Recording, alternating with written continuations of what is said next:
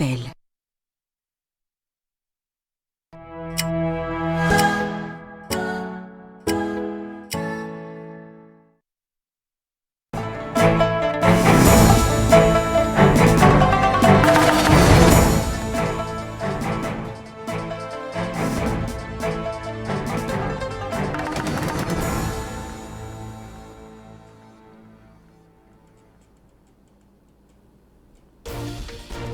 Une adoption, celle par l'Assemblée nationale du projet de loi des finances rectificatif, titre de l'année 2021, c'était cet après-midi. Un lancement, celui d'un programme d'aménagement urbain dans cette ville, lancement aujourd'hui à partir de Célibabi par le ministre de l'Habitat, de l'Urbanisme et de l'Aménagement du territoire. Et puis un recensement, celui des familles pauvres, c'était aujourd'hui lancé par Théazor au cours d'une cérémonie organisée à l'Académie diplomatique ici à Nouakchott. Voilà donc pour les principaux titres de votre journal et pour vous prémunir contre la Covid-19, rien de tel que la vaccination et les mesures préventives. Voilà donc pour votre journal de 22h de ce vendredi 22 octobre 2021, 22h que nous commençons par l'actualité parlementaire avec cette séance plénière de l'Assemblée nationale étalée sur 2 jours, hier et aujourd'hui, et une séance plénière présidée par le président de l'Assemblée nationale. L'objectif, c'était la discussion et l'adoption du projet de loi des finances rectificatif pour l'année 2021. Précision sur tout cela avec Bokar Bailaba. Les dépenses inscrites au projet de loi se sont élevées à 80 milliards de guillas, enregistrant une augmentation de 10 milliards, soit 14,29% par rapport à la loi de finances initiale 2021, et les recettes se sont élevées à 70 milliards de guillas, enregistrant une augmentation de 6,9 milliards de guillas, soit 11% par rapport à la loi de finances pour l'année 2021. Ainsi, le déficit budgétaire est passé de 6,9 milliards de guillas, ce qui représente 2,53% du produit intérieur brut dans la loi de finances 2021, à 10 milliards de guillas, et ce qui représente à 3,6% du produit intérieur brut dans l'actuel projet de loi rectificative. Dans leurs interventions, les députés ont déclaré que les modifications introduites au budget initiaux devrait prendre en compte le besoin des citoyens pour tous les services de base et œuvrer à développer et généraliser ces services, ainsi qu'à améliorer les conditions de vie des citoyens. Ils ont apprécié les augmentations allouées à certains secteurs dans le projet de loi de finances. Les parlementaires ont appelé le gouvernement à renforcer la mise en œuvre de procédures de bonne gouvernance et lutter contre la corruption. Ils ont également souligné la nécessité d'allouer des fonds suffisants pour l'acquisition d'équipements médicaux afin d'offrir une couverture sanitaire acceptable aux citoyens. Dans son intervention au cours de la plénière, le ministre des Finances, Mohamed Lemine Dahabi, a remercié les députés pour l'importance qu'ils attachent à la gouvernance et pour leur intérêt qu'ils accordent aux conditions de vie des citoyens. Il a précisé que le projet de loi de finances rectificative pour 2021 s'inscrit dans le cadre de la poursuite des efforts de mobilisation des ressources de lutte contre la pandémie de Covid-19 et de relance économique conformément aux objectifs de solidarité et de justice sociale et en phase avec l'évolution de la conjoncture nationale et internationale. Le ministre des Finances a expliqué qu'en plus de la prise en compte de l'évolution de la situation nationale et internationale, et afin d'accélérer la mise en œuvre du programme prioritaire élargi du président de la République, la loi de finances rectificative a procédé à une révision complète des programmes en renforçant les activités à entreprendre et en augmentant les allocations budgétaires. Il a précisé que des montants substantiels ont été alloués à l'acquisition de produits de consommation courante afin de stabiliser les prix. Mohamed Lemine Dahabi a souligné que le projet de loi prévoit des allocations budgétaires supplémentaires au profit des départements ministériels, de nouvelles entités administratives et d'activités nouvellement créées afin de mettre en œuvre plus d'activités prioritaires et de combler le déficit enregistré dans la réalisation des prévisions. Et au terme de la discussion, les députés ont adopté le projet de loi de finances rectificative pour l'année 2021. Et ça, c'était aujourd'hui à l'issue donc de cette séance plénière dont les discussions ont été lancées depuis hier. Et il s'agit donc de l'adoption du projet de loi des finances rectificatives pour l'année 2021.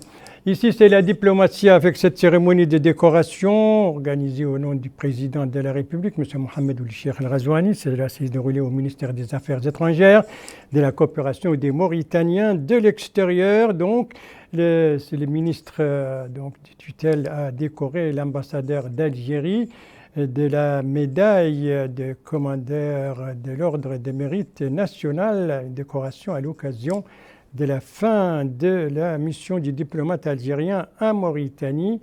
Et puis après la cérémonie, le ministre des Affaires étrangères a reçu le diplomate algérien en présence du secrétaire général du ministère des Affaires étrangères, de la coopération et des Mauritaniens de l'extérieur.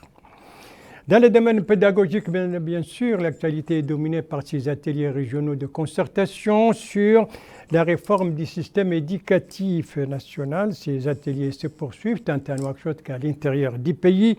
La journée d'aujourd'hui a été marquée ici dans la capitale par cette visite effectuée par les ministres de l'Éducation nationale et de la réforme du système éducatif dans les ateliers organisés à Nouakchott Nord. C'est une visite, bien entendu, d'information pour se former sur le déroulement du travail. Précision avec Mohamed Ould Khattat, plutôt. C'est une visite de terrain du ministre de l'Éducation nationale et de la réforme du système éducatif, M. Melhaini Nourleyi, pour prendre le pouls de la situation et constater de visu le déroulement des travaux des ateliers régionaux dans la wilaya de Nouakchott Nord, où la commune de Tayaret en abrite 4 de ces ateliers. Sur place, le ministre s'est vu présenter les différents thèmes de débat posés sur la table, notamment pour renforcer l'égalité et l'intégration scolaire, rehausser le niveau d'acquisition des sciences et des technologies de l'information et de la communication, l'enseignement privé, tout comme la gestion des ressources humaines, la valorisation de la profession d'enseignant, la promotion de l'enseignement originel, de la lutte contre l'analphabétisme ont été évoqués au cours de ces ateliers, dont la première journée a été l'occasion de débattre de l'enseignement préscolaire, des cursus scolaires et de la formation technique et professionnelle. Prenant la parole à l'issue de sa visite, le ministre a indiqué qu'il est satisfait du niveau des discussions et de la représentativité ainsi que de la clarté de vision chez les uns et chez les autres, qui s'élèvent par rapport à certains détails pour voir plus grand et trouver des consensus sur l'essentiel et sur les grands axes stratégiques de la réforme. Nous avons, dit-il, suivi les débats au niveau de tous les ateliers dont nous sommes satisfaits. Nous avons également été heureux de constater les efforts fournis par la wilaya de Nouakchott Nord et la commune de Tayaret qui abrite cet événement dans les meilleures conditions et je les en félicite. De même que je salue et loue la présence de toutes les parties concernées parmi les acteurs pédagogiques, les hommes d'expérience et les experts. Il est à noter que ces ateliers constituent une opportunité pour diagnostiquer la réalité du secteur et un véritable point de départ pour concrétiser la réforme souhaitée. Voilà la visite donc d'information effectuée aujourd'hui par les ministres de l'Éducation et de la réforme du système éducatif dans des ateliers régionaux de concertation au niveau de la wilaya de Nouakchott Nord. Et en même temps, il y avait aussi une équipe d'El Mauritania qui était sur place et qui a visité elle aussi ces ateliers pour recueillir les avis des uns et des autres, autrement dit les avis de certains des participants. Et ces participants sont tous du domaine de l'éducation. Précision sur tout cela avec Abdelrahman Hamad. À l'instar des autres wilayas du pays, la wilaya de Nouakchott Nord abrite les ateliers régionaux de concertation sur la réforme du système éducatif.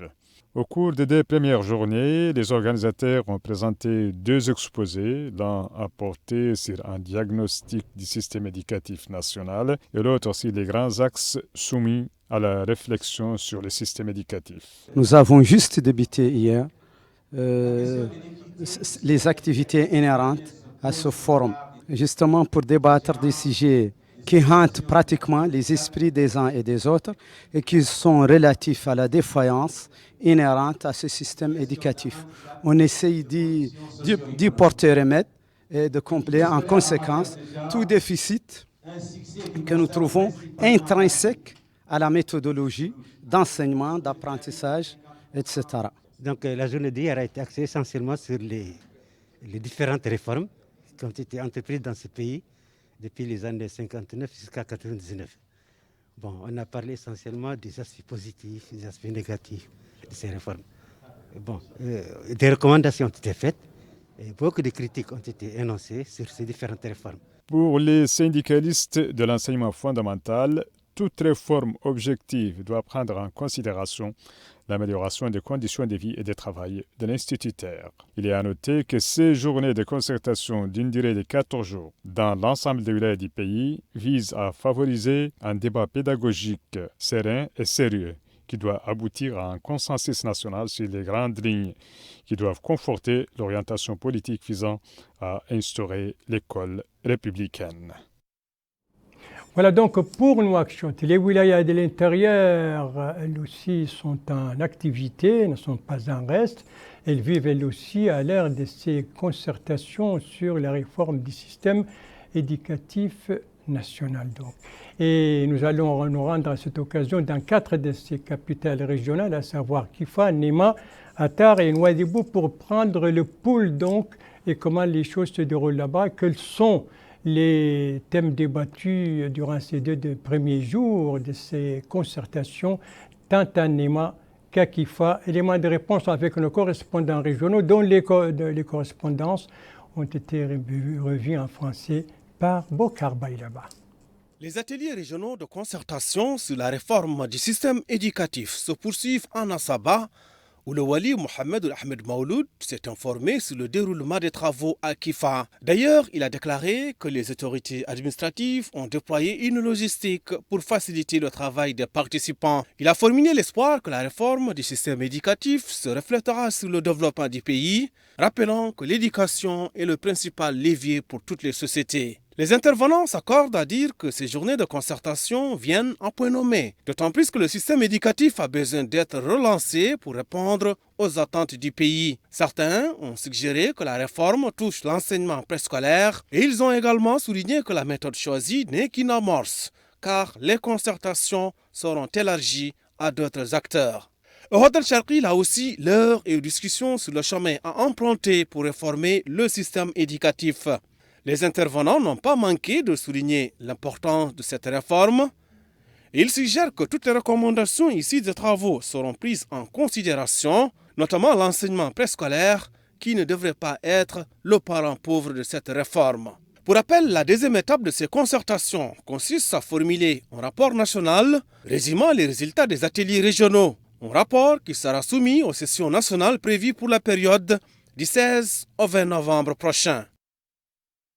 Voilà, après Kifa et Nema, cap maintenant sur Attar et Nouadhibou, donc qui vivent elles aussi à l'ère de ces concertations régionales bien entendu, sur la réforme du système éducatif. Alors, qu'est-ce qui a caractérisé ou qu'est-ce qui a marqué la journée d'aujourd'hui et peut-être celle d'hier? Éléments de réponse avec nos correspondants et dans la capitale économique et dans la capitale de l'Adrar, des éléments de réponse revus en français par Melika Nakli. À Attar, à l'instar d'autres capitales régionales, la concertation sur la réforme du système éducatif est au cœur de l'atelier régional organisé au sein de la Maison de la Jeunesse. Organisé par le ministère de l'Éducation nationale et de la réforme du système éducatif, ce processus devrait déterminer le cadre et les règles de l'école républicaine qui permettront l'élaboration d'une loi d'orientation pour réformer le secteur. La directrice régionale à l'éducation nationale dans la wilaya de l'Adrar, Mme Loumit Mustafa ou le Cheikh Mohamed Fadel, indique que 4 ateliers se diviseront la tâche au cours desquels des thématiques seront débattues. Les ateliers sont encadrés par des équipes préparées et formées à cet effet. Cet hôte déclare que les débats portent sur des points essentiels quant aux voies et moyens d'organiser et de réformer le système éducatif. 4 jours durant se dérouleront ces journées de concertation pour relever les défis auxquels fait face l'éducation nationale. Les participants, déclare celui-ci, ont travaillé sérieusement sur les différentes thématiques. Ils étaient issus de la famille pédagogique, de la société civile et des élus. Les interventions et les débats étaient fructueux et d'un haut niveau. Ce participant déclare « Nous avons débattu du cadre et des règles de l'école républicaine.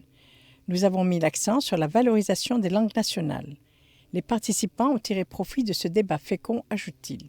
Quant à cet hôte, il a mis en exergue le sérieux et la volonté des participants à conjuguer leurs efforts pour aboutir aux résultats escomptés. Il est attendu de ce processus l'élaboration d'une loi d'orientation pour réformer le secteur. Dans notre capitale économique, Nouadhibou, la famille pédagogique attend beaucoup des concertations qui permettront de réformer le système éducatif.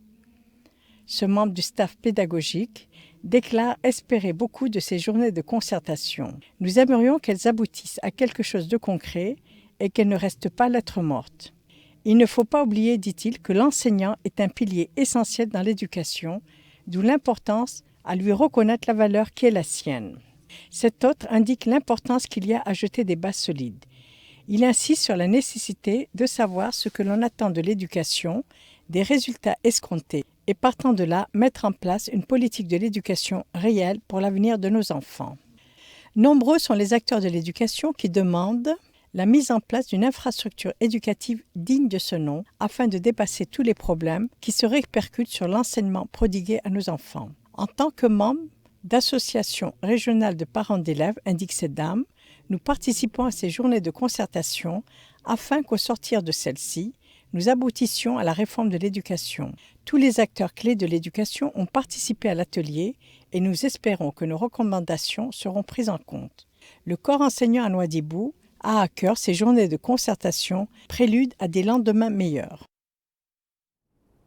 Voilà donc pour ces journées de concertation régionale qui nous ont amenés ce soir à Nouakchott-Nord, à Néma, à Kifa, à Attar et à Nouadhibou. Ce sont des concertations qui doivent durer 4 jours et le lancement officiel a été fait hier ici à partir de Nouakchott par le ministre de l'Éducation nationale, de la réforme du système éducatif. C'était à partir donc du palais des congrès ici à Nouakchott. Après les pédagogiques, l'urbanistique, avec ce plan d'aménagement de 7 villes du pays, un plan qui vient d'être lancé à Sélibabi, la capitale du Guidi-Maha. C'était aujourd'hui lancement supervisé par le ministre de l'Habitat, de l'Urbanisme et de l'Aménagement du territoire à l'occasion de sa visite dans la capitale du Guidi-Maha. Compte rendu de notre correspondant permanent Bae Bieri, compte rendu revu en français par Mohamed Khattat. Le ministre de l'Habitat, de l'Urbanisme et de l'Aménagement du territoire, M. Sid Ahmed Ould Mohamed, était à Sélibabi ce matin où il s'est enquis de l'état d'avancement des travaux de certains chantiers, les problèmes rencontrés et les raisons du retard accusé dans la réception de certains édifices. Le ministre qui a tenu une réunion avec le wali du Guidi-Maha, les élus et les entrepreneurs, a écouté une présentation du directeur général de la société ISCAN, M. Mohamed Mahmoud Ould Ja'var, relative à l'extension et à la modernisation de la ville de Sélibabi. M. Sid Ahmed Ould Mohamed a ensuite pris la parole pour indiquer qu'il a été décidé de mettre en place un plan de lotissement moderne pour la ville de Sélibabi, qui avait des plans partiels, certaines zones sans aucune planification, ce qui rendait difficile et opaque la gestion des terres et des domaines qui sont sans référence. De son côté, le commandant Mohamed Ould Sedmo a présenté un résumé du travail mené par l'armée pour élaborer une base de données renfermant un système numérique pour la ville. Le ministre, qui a pris note des doléances et des problèmes soumis par les uns et les autres, les a rassurés que son département ne ménagera aucun effort pour leur trouver des solutions. Passé ces échanges, le ministre de l'Habitat, de l'Urbanisme et de l'Aménagement du territoire a assisté à la cérémonie de lancement des plans de lotissement de 7 villes que sont Néma, Timbedra, Ayoun Kifa, Attar, Tidjija et Sélibabi. L'occasion pour le directeur de l'Habitat et de l'Urbanisme, M. Yahya Ould Babana, de prononcer un discours dans lequel il a affirmé que l'aménagement du territoire et les lotissements des villes favorisent le développement économique, l'habitat, les transports, les communications et améliorent les conditions de vie des populations qui se retrouvent ainsi connectées. Les élus ont loué pour leur part cette initiative qui rentre dans le cadre de la mise en œuvre des engagements du président de la République, M. Mohamed El-Cheikh El-Qazouani, transformant la ville de Sidi Babi en grand chantier de modernisation urbaine. Le ministre a ensuite levé le rideau sur la plaque mémorisant la pose de la première pierre du projet de modernisation des villes et a écouté des explications d'éléments du 3e bureau de l'état-major général des forces armées sur le rôle des drones pour la collecte des images pour concevoir des plans de lotissement pour les villes. Le plan de modernisation de 7 villes du pays qui a été lancé aujourd'hui à partir de Sidi Babi par les ministres de l'Habitat, de l'Urbanisme et de l'Aménagement du territoire. Venons-en maintenant à notre page médicale qui sera consacrée à 2 campagnes de sensibilisation autour de la vaccination et bien entendu à l'évolution de la pandémie de la Covid-19.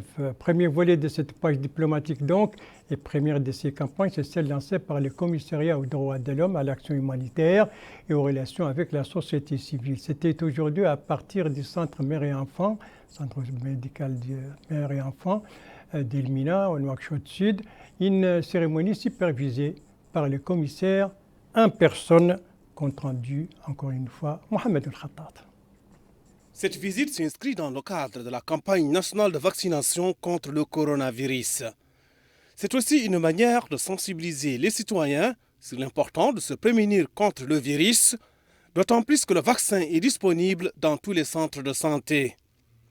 Sur place, le commissaire aux droits de l'homme, à l'action humanitaire et aux relations avec la société civile, Cheikh Ahmedoul Ahmed Salem Oul-Sidi, a été édifié sur les opérations de vaccination et les moyens déployés afin que le personnel médical puisse mener à bien sa tâche. Ainsi, le commissaire a appelé les citoyens à prendre conscience que le vaccin contre le coronavirus est le moyen le plus efficace de prévenir cette maladie, appelant les élus, les dignitaires et les organisations de la société civile à contribuer efficacement aux efforts entrepris par l'État pour venir à bout du virus. À son tour, la maire adjointe de la commune d'Elmina, Aïssata Abuja, a insisté sur la nécessité pour tous les acteurs de s'unir pour la réussite de cette campagne et sur l'importance de la vaccination. Elle a précisé que la campagne au niveau de la commune d'Elmina se fera aussi par le porte-à-porte. Et les acteurs des organisations de la société civile, que comptent-ils faire pour la réussite de cette campagne de vaccination? Yahya Mamadou Diop, je suis président d'une ONG dénommée Association pour le développement intégré des populations. Je suis acteur de la société civile au niveau d'Elmina. Aujourd'hui, nous avons été honorés par la visite du ministre des droits de l'homme. Et donc, il nous a donné l'instruction de vraiment faire de telle sorte à ce que toute la population de la Mokata d'Elmina, à partir de 18 ans, au-delà de 18 ans, d'être vaccinée et de se rendre au niveau des centres de vaccins. Donc, nous allons commencer à partir de 7 minutes de faire le porte-à-porte, afin que vraiment toute la communauté d'Elmina, d'une manière générale, soit vaccinée à partir de 18 ans et au-delà de 18 ans. Donc on le remercie pour la visite, on a été vraiment très honorés et on ne manquera pas en tout cas, étant donné que l'État est disponible la vaccination, étant donné que l'État est en train de faire tous les efforts nécessaires, nous en tant que société civile, nous allons l'accompagner et nous allons, Inch'Allah, vraiment mettre fin à cette pandémie au niveau de la Mokata et d'Elmina.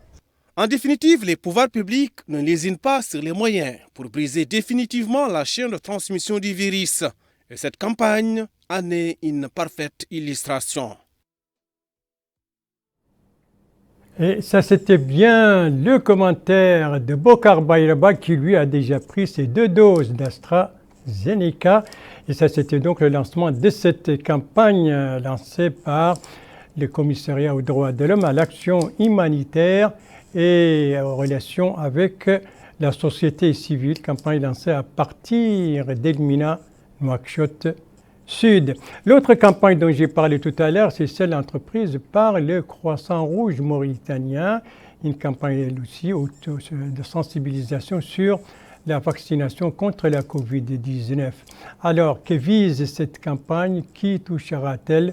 Élément de réponse avec Abdelrahman Hamad. Cette campagne lancée par le Croissant Rouge mauritanien a pour objet de sensibiliser les citoyens dans les 3 wilayas de Nouakchott sur l'importance de se faire vacciner contre la Covid-19. Les volontaires du Croissant Rouge ont sillonné plusieurs quartiers de la ville de Nouakchott et ont pris contact avec les populations pour leur expliquer l'importance de respecter les mesures préventives contre la pandémie et de prendre le vaccin fourni par les autorités sanitaires dans les centres de santé et les hôpitaux. Selon les responsables de cette campagne, l'objectif est d'orienter et exhorter les populations à se faire vacciner afin de se protéger contre cette pandémie planétaire. Il est attendu que cette campagne et les campagnes de sensibilisation précédentes contribuent à renforcer la veille communautaire contre la pandémie et à convaincre la population de se faire vacciner pour s'en prémunir. Voilà pour la page médicale de ce journal. Merci de suivre les JTF de Mauritanie à la suite du journal avec un don et avec un lancement. Le don, c'est celui fait par le Japon à notre pays, un don qui a été remis ce matin, qui a été réceptionné ce matin par la commissaire à la sécurité alimentaire, don remis donc par l'ambassadeur du Japon dans notre pays. En quoi consiste ce don et dans quel cadre s'inscrit-il? Abdelrahman Hamad. Je dois d'abord parler de la Covid-19, peut-être on va voir les images. La Covid-19 et son évolution, la voilà donc. Alors, les derniers chiffres enregistrés par le ministère de la Santé, c'est 46 nouveaux cas, 36 guérisons et fort heureusement, pas de décès.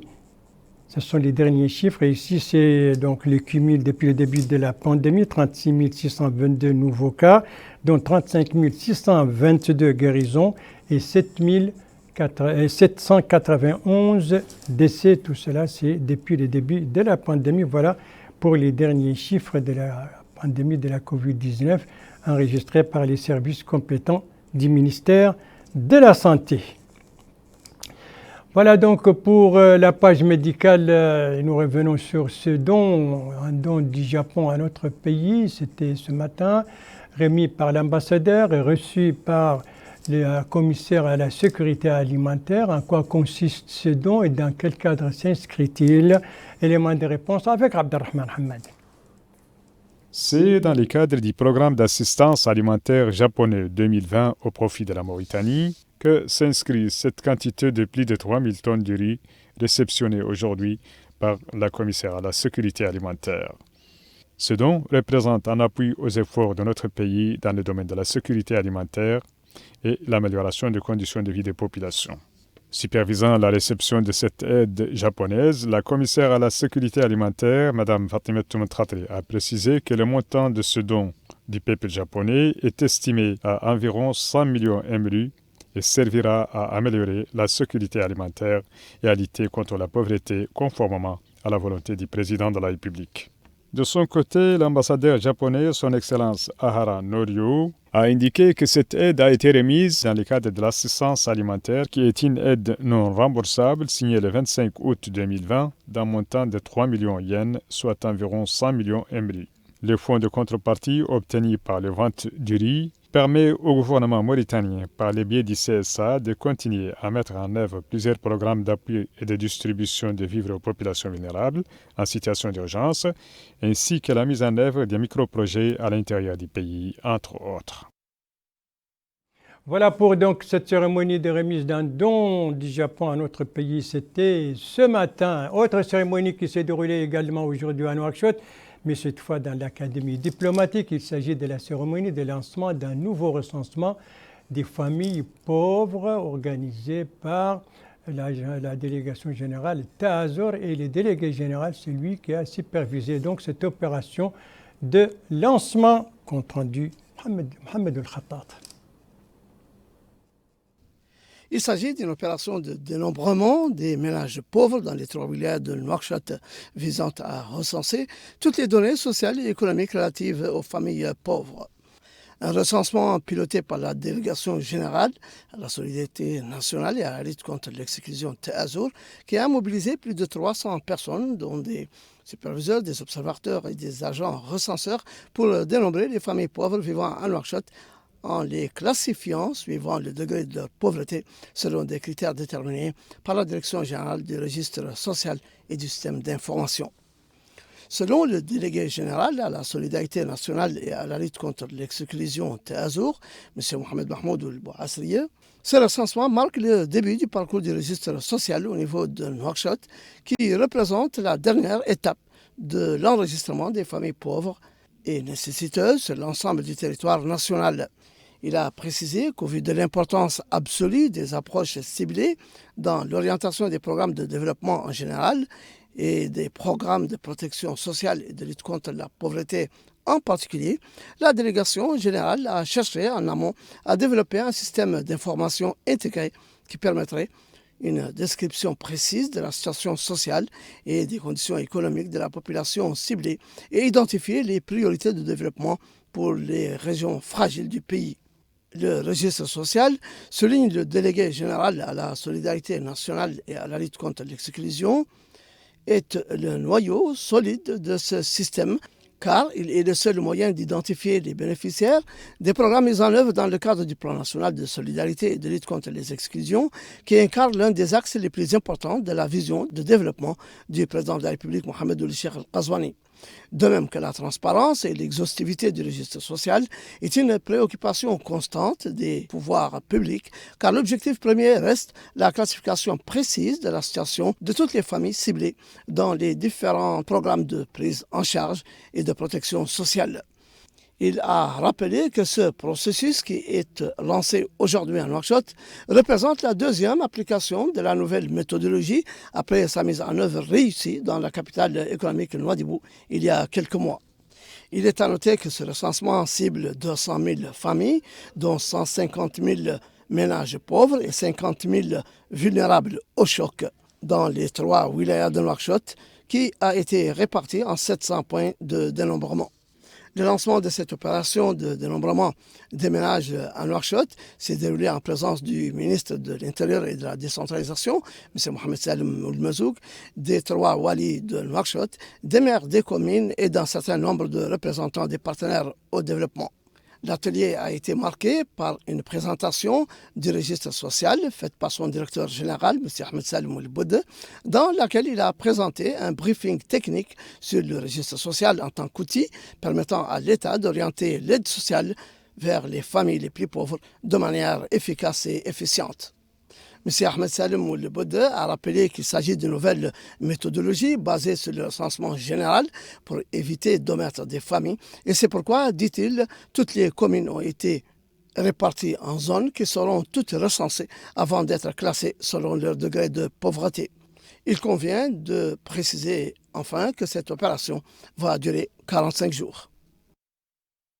Opération donc de recensement des familles pauvres au niveau des 3 wilayas de Nouakchott, une opération lancée par l'agence Taazor. On va terminer ce journal à Kaïdi, la capitale du Gorgol. Kaïdi qui a abrité aujourd'hui un atelier de formation au profit des techniciens agricoles, un atelier organisé par le ministère de l'Agriculture en collaboration avec la FAO, l'Organisation des Nations Unies pour l'alimentation et l'agriculture. Compte rendu sur cet atelier avec notre correspondant Babieri, compte rendu revu en français par Melika Nakli. Les méthodes de contrôle et de certification des semences ont été l'objet de la formation approfondie des contrôleurs semenciers et des agents des services techniques du ministère de l'Agriculture. Organisé à Kaïdi, cet atelier de 4 jours est le fruit de la collaboration entre le ministère de l'Agriculture et la FAO. Le wali du Gorgol, M. Ahmed Ould Sidiba, souligne que cet atelier entre dans le cadre du programme du président de la République, Tahoudati. Le ministère, dit-il, prête une grande attention à la qualité des semences, importance qui se répercute sur la production. Le ministère a pris d'importantes mesures dans ce domaine. En plus de la mise en place d'une série de formations visant à s'approprier les méthodes de contrôle et de certification pour s'assurer de la disponibilité de semences de haute qualité. Les participants seront encadrés par des experts de haut niveau du CORAF qui leur permettront de renforcer leurs compétences et ainsi partant la qualité de la production. L'atelier vise à renforcer les compétences des participants. Conseiller au ministère de l'Agriculture, M. Mohamed El Mokhtar Talib Eli, indique que l'atelier s'inscrit dans le cadre de la collaboration entre le ministère et la FAO. Vous aurez sans doute compris l'importance à disposer de semences de qualité, condition sine qua non d'un programme de production réussi. Cette formation entre dans le cadre de la nouvelle stratégie du secteur qui vise à remédier aux insuffisances constatées grâce à l'utilisation de semences de haute qualité. Le député de la région du Gorgol, M. Ahmed Ould Sidi Ibrahim, et le Dr Hebolet Afioun ont exprimé leur satisfaction quant à ce genre de formation destinée aux contrôleurs semenciers et aux agents des services techniques du ministère de l'Agriculture. Voilà, il s'agit d'un atelier donc sur les semences organisé par le ministère de l'Agriculture et dont la durée est de 4 jours, lancement aujourd'hui dans la capitale du Gorgol. Et voilà, et c'est avec cet atelier que s'achève ce journal. Merci à vous, madame, mademoiselle, monsieur, de l'avoir suivi. Merci bien entendu aux équipes rédactionnelles et techniques qui ont participé à sa conception. Je vous en rappelle les principales informations. Ici, nous sommes à l'Assemblée nationale, une séance plénière tenue depuis hier et qui s'est achevée aujourd'hui par l'adoption du projet de loi des finances rectificatives pour l'année 2021. Ici, nous sommes à Selibabi avec le lancement de ce projet de modernisation de 7 villes du pays, dont Selibabi justement, une cérémonie présidée par le ministre de l'Habitat, de l'Urbanisme et de l'Aménagement du territoire. Et ici, nous sommes à Nouakchott et précisément à l'Académie diplomatique à l'occasion de cette aussi tenue la cérémonie de lancement d'un nouveau recensement pour les familles pauvres au niveau des 3 wilayas de Nouakchott, opération engagée par l'agence Tazor. Voilà, et puis n'oubliez pas que les gestes barrières et la vaccination, c'est le seul moyen pour se prémunir contre la Covid-19 et ce sont des gestes qui ne demandent pas beaucoup d'efforts, sinon la volonté de les faire et ce sont des gestes qui permettent de sauver des vies. Votre santé est entre vos mains, prenez soin de vous pour vous préserver et pour préserver les autres. Et si vous aimez vos proches, eh bien pas d'approche et pas non plus de reproches et tous vaccinés, tous protégés et sur ce, je vous souhaite une très bonne fin de soirée, une très bonne fin de semaine et je vous donne rendez-vous, Inch'Allah, demain à la même heure. Bonsoir.